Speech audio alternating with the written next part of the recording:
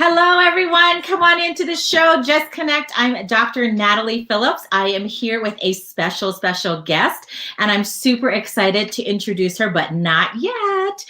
Before we get to introducing my guest tonight, I want to just give you a few reminders as people are coming in. Don't forget to go to my YouTube channel if you missed this and you want to catch another replay, or you want to catch it later on, or you want to share it, whatever you want to do. Don't forget to head over to YouTube because it'll be sitting there. It'll be also on this page that you're watching.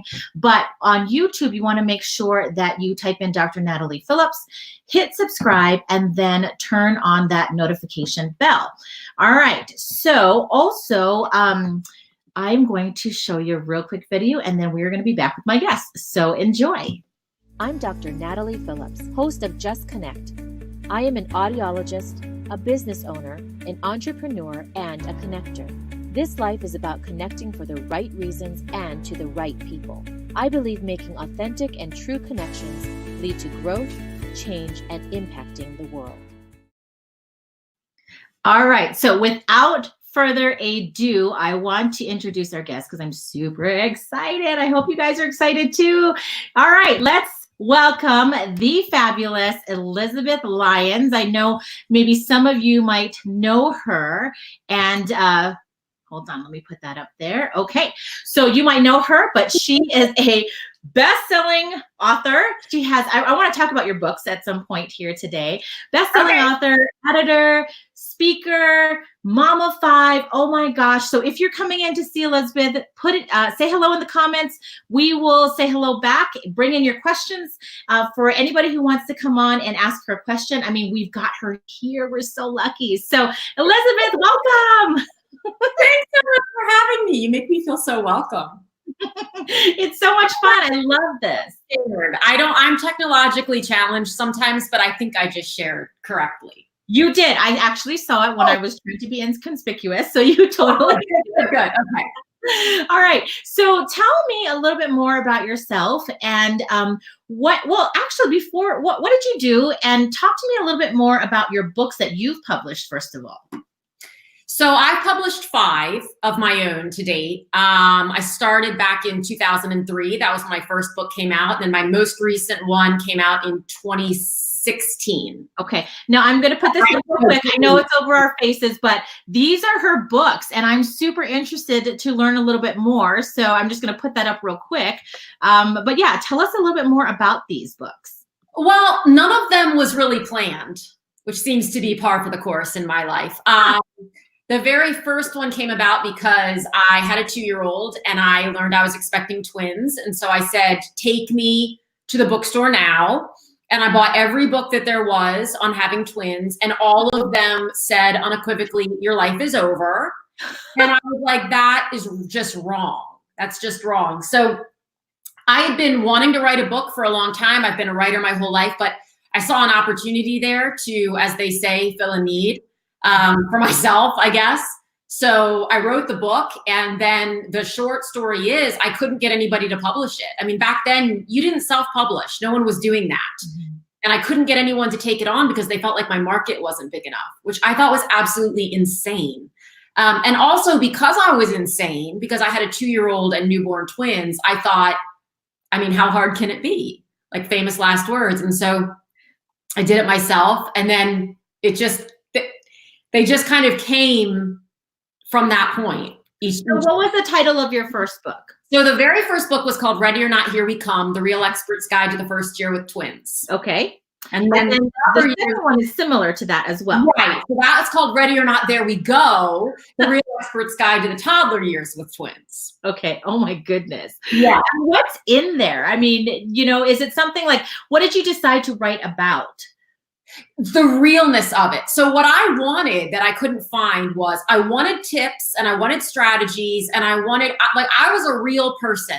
I didn't have a nanny. I didn't have any family living nearby. I didn't have a seamstress. Like I didn't have any of these. I was just like a regular person. And so I wanted someone to tell me as a regular person, here's how you get through it. But also, you're going to be okay. Mm-hmm. You are going to shower again. It might not be today, but like you will. So I kind of wanted both sides. I wanted there to be strategies because believe me, new parents of twins need them. Like cantaloupe is really handy when you have to bottle feed two at the same time if you can find nothing else. And I would have never known that had I not run into a situation at some point. Did you say cantaloupe? Yeah. What did you do with cantaloupe? Yeah, I had it cut in half. No, for real. I had it cut in half and I couldn't find the boppy pillar or whatever I would typically use. And so they were the small bottles, like 4 ounces or something. And so I put them in half of a cantaloupe each. And like, I was like, I don't even remember. It was absurd. It was absurd is what it was. And that was one of the more kind of like, haha, not really tips, but it did work. So the message was just trust that you'll get what you need when you need it, because you will. Right. Oh, awesome. Yeah. Okay, so we have to say hello to some people coming on. Corey Workman, good to see you. He is an audiologist friend of mine. We have John Cerrone on here as well. Good to see you. Thank you for coming on. And I've also got another person here, Mitt Gozali. He's another audiologist. And he said he has no experience in this area and that he can only imagine having twins. Oh my gosh. You know, at some point I thought, oh my gosh, I would love to have twins. One boy, one girl, and then I'm done, you know, I would love it. Everybody that has twins also say, no way, like you don't want that. Okay, so the first 2 books were kind of like your experience with motherhood. So take me through some of the 3rd, the 4th, and the 5th book. Okay, so after the first 2, I said, no more books. I'm finished with this. I'm moving on to something else. I didn't know what that something else was, but something else. I was in the drive-thru at Starbucks one day with my girlfriend, Heather. I had all 5 kids in the back seat of a car. At that time, it may have been 4. We may not have had our 5th yet, but they were all going berserk in the back seat. And I was just like, I mean, I think I had just learned to tune it all out, or I was blocking it. I don't know what was going on. But Heather said, how are you doing this? And I said, I just have rules. Like there are certain things that just don't bother me. And she said, you've got to write a book about this. To which I said, nobody cares. Nobody cares what my rules are for getting through the line at Starbucks. And she said, that's not true. I care. So the more she talked about it, the more I thought, well, that's kind of interesting. And I liked the premise that people, whether they're moms or dads or just people in general, are looking for permission to create their own set of rules for whatever it is they're doing. In that case, it was rules for being a mom and an entrepreneur and a crazy, whatever else I was doing. So that's where book 3 came from. Okay, like that. It seems like, how did you have enough content to write a book about that? Just you should know that you have kids. You have content for days. Like content just creates itself hourly. It seems it's not if you just wake up in the morning, you're going to get some content. Yeah. So are your kids a lot in your books? Yes. Okay. Do they love it? Do they like, come on, mom? Like seriously. Yeah. So, I was careful, when they were really little and I knew that they were going to someday see all of this. I certainly took that into consideration. My last book, I think I said it came out in 2016. I don't even know what month it is right now. So it came out in 2018. They're older now. So I was even more careful then. And I certainly made sure that they were okay with it. My oldest, who's now 20, calls my 3rd book, which is titled You Cannot Be Serious, the Book of Lies. Because she's like, none of that ever happened. And I said, Grace, honey, I love you. And I could not have made this up. Oh my gosh. I promise it happened. And that was your 3rd book still? 3rd. Okay, I've got a question here. Yeah. Rules for teenagers. Are there any? #technically asking. Right. Like, it would be better if I drank more. I thought maybe that would be a good thing. It's more rules for me as a parent of teenagers, because now I have 4 teenagers. So actually I have 3 and then 1 who's 20. So I guess she's aged out of that. Right. But it's more the rules for me than for them. I only have so much control. Awesome. I'm going to put up your picture again with that with your books on there. Okay, now walk me through. So we've gone through the 2, right? And then the 3rd one here. The third was Talk to me about this rules. 4th one. This one looks really, really interesting. Yeah, so so that is actually the 4th edition of the first book. 4th edition. Oh, of the first book. Okay. First book. So I decided when I did the 4th edition to retitle it and because honestly, if we can speak kind of about evolution as an author, I was more comfortable just being me. Yeah. And me is someone who would say, holy shit, I'm having twins. Mm-hmm. So the me that I was back in 2003 was, I swore, but I was uncomfortable doing it. And I was worried about what everybody would think. And this me, not. So interesting. So talk to me about, because that makes total sense, but how do people decide to go back and then you don't revamp the whole thing, your whole first, book, right? Like, how did you then make the 4th book kind of like the new edition, and what did you do to make it different? So in order for a book to be considered a next edition, you have to change at least 20% of the content. Okay. So when I did the first few editions, I was changing 20% of the content because, as you know, from year to year, the products available for parents change wildly. So I laugh now. In fact, when I went back, I don't know, at some point, and I read the first book again, I was recommending that moms have a headset phone. This was before cell phones were, so I was like, Elizabeth, we're done with that. It's time to move on. So because my twins are now 18, and when I released this book, they were, 15, I think, I went to newer moms of twins and said, hey, what are the new must-haves? Because I wanted something that was updated and fresh and full of relevant resources. Right. So instead of cantaloupe, they were robot arms, right? That's what I'm seeing. Like, technology is great. We're just like, Alexa, feed the babies. And they do. Yeah, exactly. Yeah. And awesome. Please. Right. Yeah. Yeah. Okay. And then how about your newest book, Enough? Talk to me about that. So Enough came from an interesting place of me actually having enough. I love being an entrepreneur.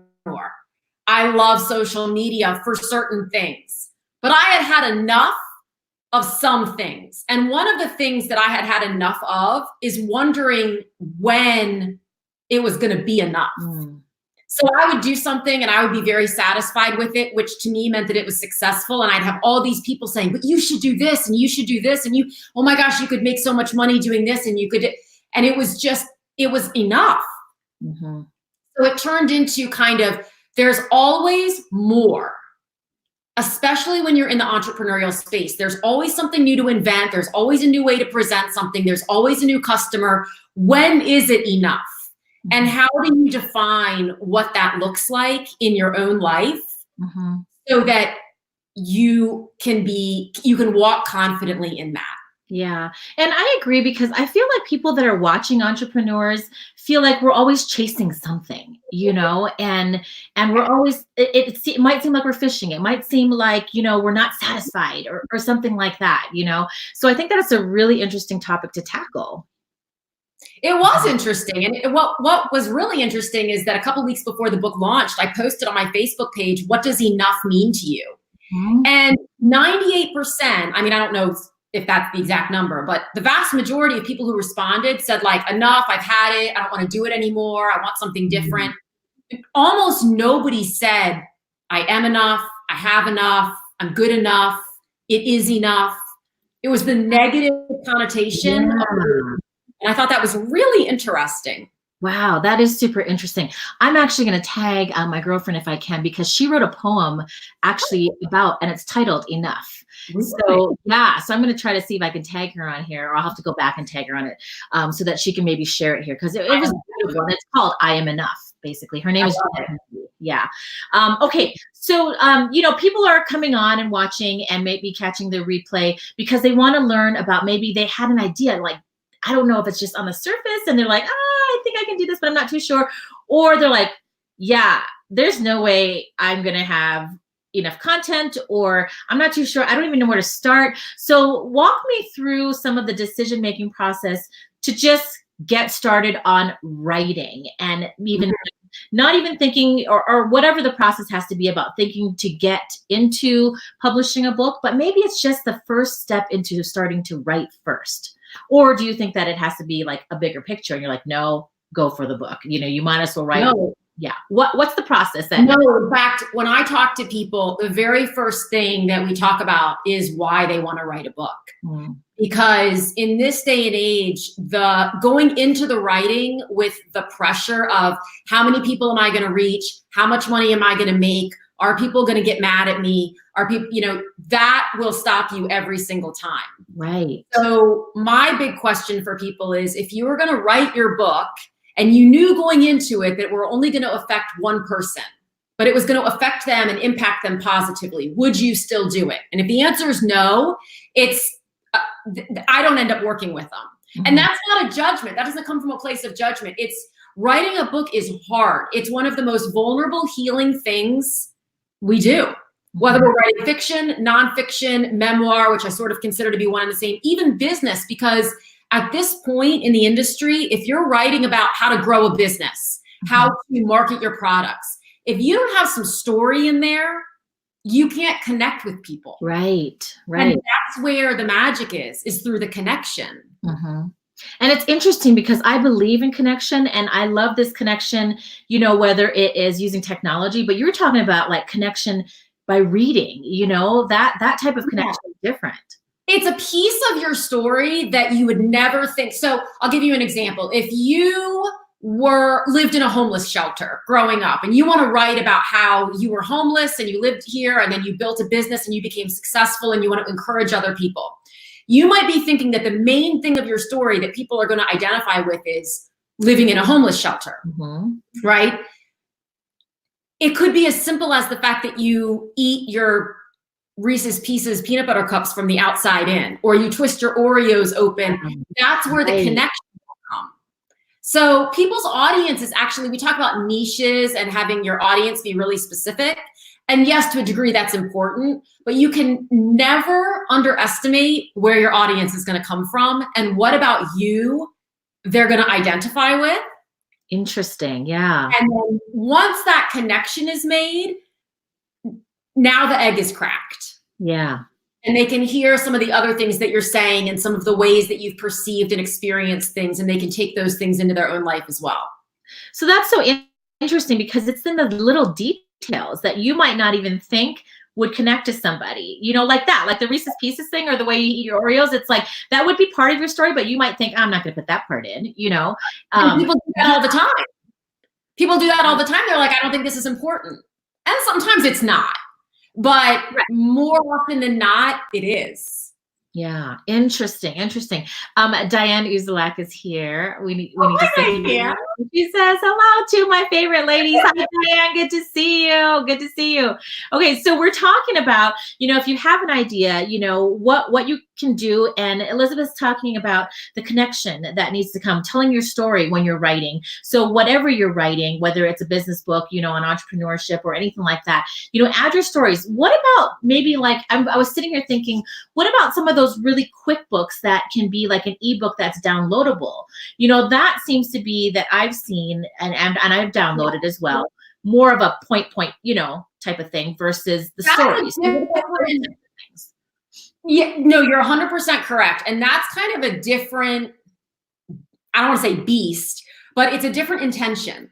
So I call those pamphlets, and not in a derogatory way, but for me, a book is a book is a book.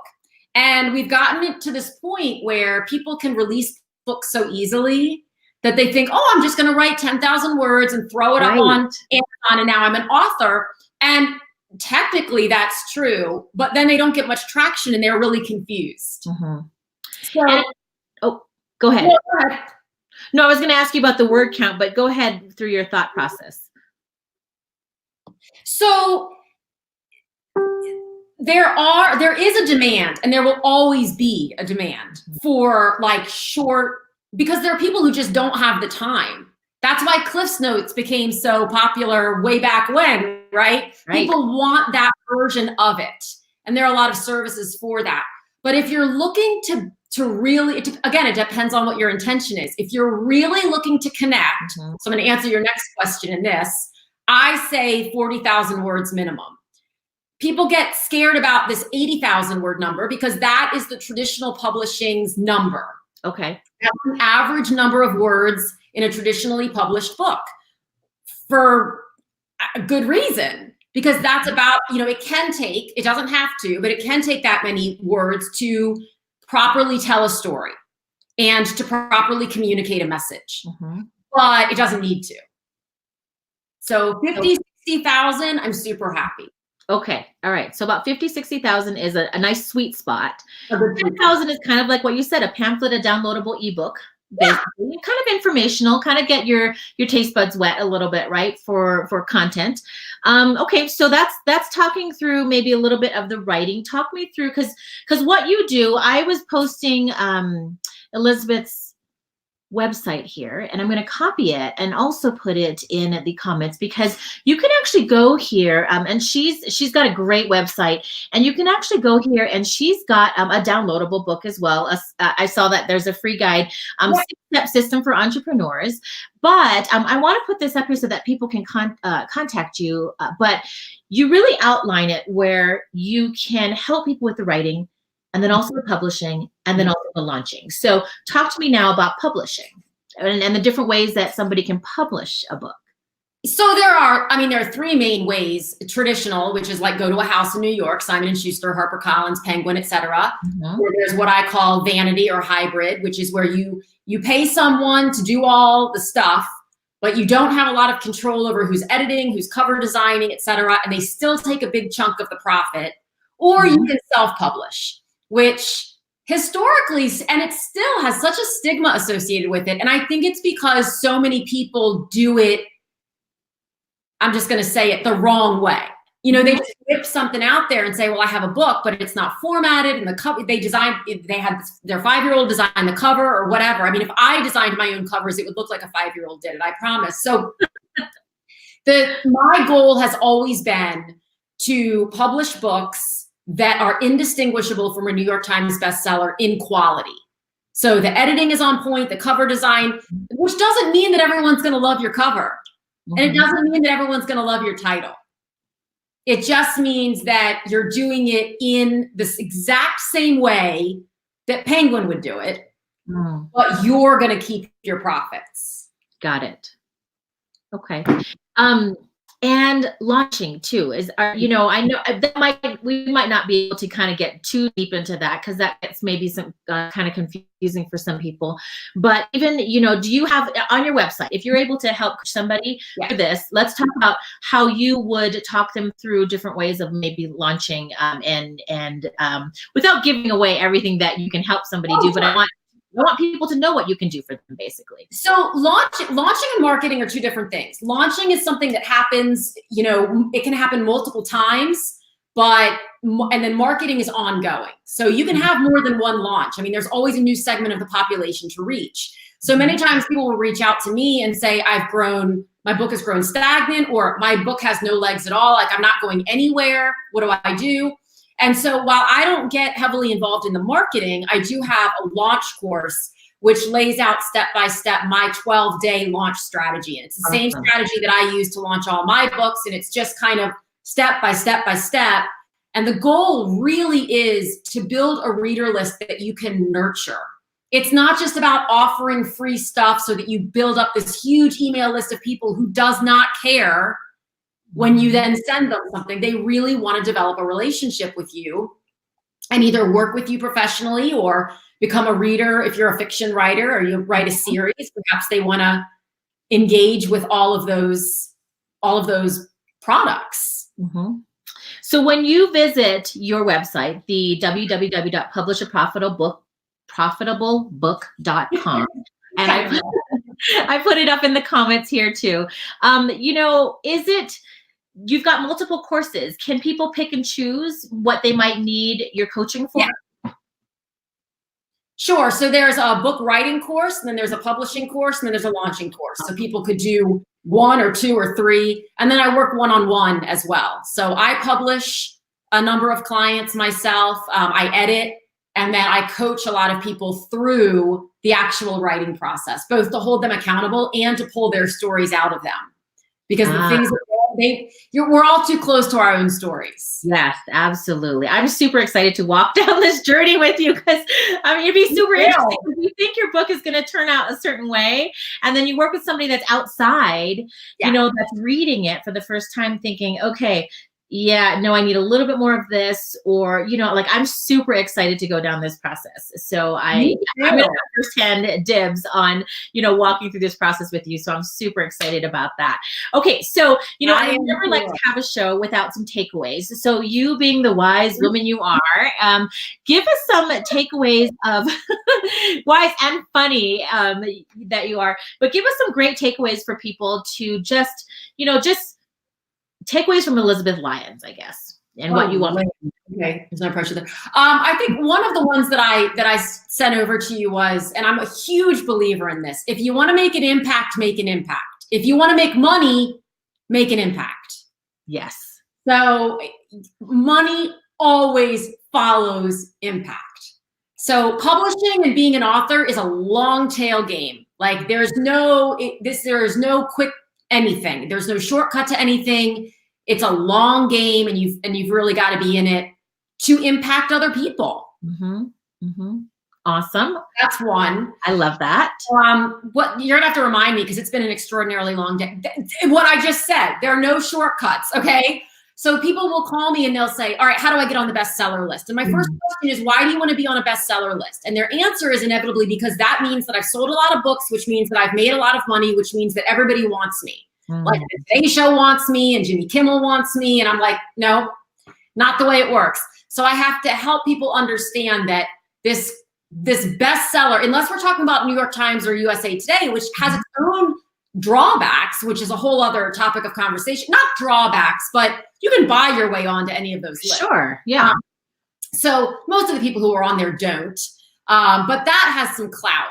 If you're just the #1 bestseller in the silk flower category on Amazon, and you've written a book about marketing to boot, that you will not be any further at the end of the day than you were at the beginning. Right. Okay. And your last takeaway here. Yes. Okay. So I get this question a lot. People say, you know, part of my story is based on the fact that I've had these experiences with other people, and I'm afraid that I'm going to get sued, or they're going to yell at me, or whatever. Your story, you own your story, you own your perspective. No one else can take that away from you. So what I tell people is, the goal of writing your book should not, and I don't use the word should often, but it should not be to throw someone else under the bus. It's not a public court of trial, or court of law, rather. It's not a public trial in a court of law. It's just you saying, here's what I went through from a powerful place. You have gotten through it to the point where you can talk about a time when you went through something vulnerable, talk about it from a place of power, because that's what your readers want from you. Right. With that in mind, yes, if you say, my mother did XYZ, people are going to know who your mother is, you know, but you just have to work through each of those incidents on their own and find, and I've seen people handle this so beautifully. The most recent example is a book called Wild Game by Adrienne Brodeur. And I mean, another one is The Size of Everything by Aaron Cole and Jenna McCarthy. And they just come forth and they say, this was my experience. It's not trying to, and the other person has their experience, and they're absolutely entitled to that. So when you can come at it from that perspective, you don't have to worry about, oh my gosh, are people going to get mad? Am I going to get sued? Am I going to get... Yeah, because I'm sure some of the questions too is, like you said, you must get this question all the time, but should I change names in my book, you know, or something like that. But if you think about it, you know, even us on social media, it's the same thing. It's the same thing. You know, a lot of people want to share what they're going through, but the best way to share it is when you come out on the other side and you are empowered, because you go back to your first takeaway of making an impact. That's the most important And thing, most right? people on social media are sharing like vulnerable things before they figured it out. And they're sharing it, whether they realize it or not, in an effort to get, I don't know if I want to say sympathy or empathy, or to get people to say, you're good, you got this, I believe in you, you know, and that is not, just blow that up into a book. When I watch people who come back and say, this is a lesson I learned 3 years ago. I had this client and this thing happened. That's a powerful post. Yep. Yeah, when absolutely. you're acting and you're making a post from a place of reaction, or you're writing a book from a place of reaction, that has a far different impact. It has an impact, but it's probably not the one that you are hoping for. Yeah, and it has a different feel, and I think people can see it too and enjoy it more because you're learning a lesson through it all, right? Yeah, that's great. We're never finished learning. So you don't have to have the whole thing figured out before you write your book. Right. Well, that's a great takeaway. All right. Well, for those of you who are joining, let me just check the comments. Sorry, I was so into listening to you. I was like, oh, checking the comments. Oh, we have a comment. Okay. So a question from Corey says, what should I look for in my experiences to know when it is a right time to write a book? Ooh, that's a good question. That is a great question. There is a wrong time to write a book, and that's when you don't really know why you're writing the book. Or when you're still living in the midst of the experience about which you want to write. But other than that, in my opinion, there is no wrong. That's the problem, is that everybody's like, I'm waiting for the right time. I'm waiting for the right time. There is no right time. As long as I don't have an interesting story, maybe. You know what I mean? Everybody has an interesting story. Say that to me. Okay. The people who say to me, I don't have an interesting story, have the most interesting story. The people who come to me and say, my story is gangbusters, it's blockbuster, it's going to be bestseller, everything, not as much. It's a reverse. It's kind of, I'm not saying their story isn't interesting. Everybody on the planet has a great story, period. Yep. But with the people who are really humble and shy and, about their story, that's who I want to talk to. Because I'm like, interesting. There's Okay, did you hear that, everyone? Like, you have a story to share, and whether you think it's interesting or not, like for me, there was just this epiphany with Reg and I when we were going through this year of action. We're like, oh my gosh, like there's so much we can share out there at this point. And we weren't done. So that's why we pushed it off a little bit. But it's the same thing. It's like the reason why is exactly what you said. The very first thing you said was, if you think that it can reach at least one person, then that's why we're doing it. It's not to make millions. It's not to do anything else. But what we went through, we want to share so that other people can either replicate it, learn from it, or at least impact one person. That's what we care about. And that's one of the biggest mistakes I see when people launch, is they think, how do I reach all 8 billion people? And my directive is always try to reach one person. And in reaching one person, ironically, the funnel opens up and you reach your, not 8 billion, but you don't need to reach 8 billion. No. Nobody does. Yeah, that's awesome. Well, thank you so much for being on here. I'm hoping that people will connect to you, continue to ask you questions. She has a great Facebook page, but then also a group if you want to be in that group too, because Elizabeth spends some time, just asking some good questions and generating some great community around people that want to write a book and what kind of help they need. And so I would really recommend you looking into contacting Elizabeth and just, looking up her page, going to her website, learning a little bit more about her, because she's an excellent resource. And so I'm so glad to have you on here. I'm going to put that website back up here again. I'm so glad to have you on here. I'm so glad to have you in my life. At some point, we joke, we call each other our picks, our partner in crimes, because I feel like at some point we're going to do something like super off the wall and fun. It's going to be very off the wall. I don't know what it's going to do, but yeah. So I'm excited to whatever that's going to be at whatever time. But yes, so please reach out to Elizabeth if you have some questions about maybe starting, or if you need her as a coach. I would highly, highly recommend it. She is so wise. I mean, I spent, I don't even know, like an hour. We had an hour phone call, and I'm like furiously writing notes. She has so many things that are coming out. She knows her stuff, you guys. And so, you know, I'm glad to have her on the show. And again, just if you have any questions for her, please reach out to her. Anything else that you want to share with me? Oh, you're welcome. You're welcome. All right. So we are going to head out. We're both moms, so I can hear the children coming in. I've got to jet. So I'm so glad that we made time so that we can chat and then share our conversation out on the air so that people can get connected to you. So thanks again so much. And I will see everyone next week, Monday at 5 o'clock p.m. Mountain Standard Time on Just Connect. All right. We'll see you later. Bye. Bye.